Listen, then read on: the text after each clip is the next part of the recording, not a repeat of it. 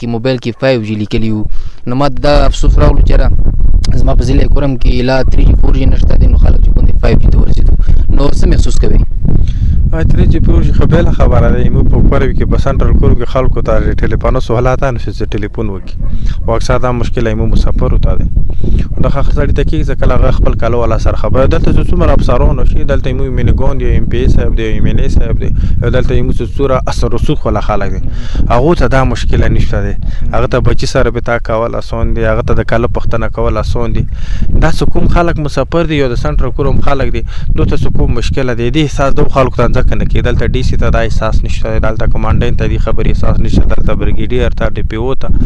دلته کومې منی دی او سېنیټر دی یو دلته څوره غړ مشرون دي هغه د سرکاري دیوالونو کې نه څومره حرکت کوي دوه خلکو ته دا احساس نشته چې یو کال سره کسړي ربطه نه کوي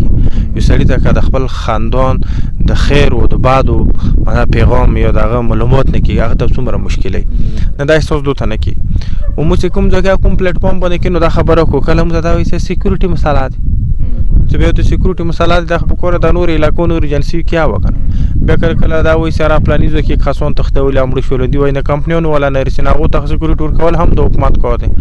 خبره ده چې مو په اواز کې توانه نشته مو اواز کې طاقت نشته اوس مو دا اراده شته سراون وخت کې مو دا ټول سنټر کوروم څوره مسافر دي او د دغه علاقې څوره خلک دي مو په خپل وګرځو او دا خلک دي لپاره تیار کو ځکه تاسو علاقې کې نتورک وغړو سیګنال غړو نه بیا یو قرباني ورکو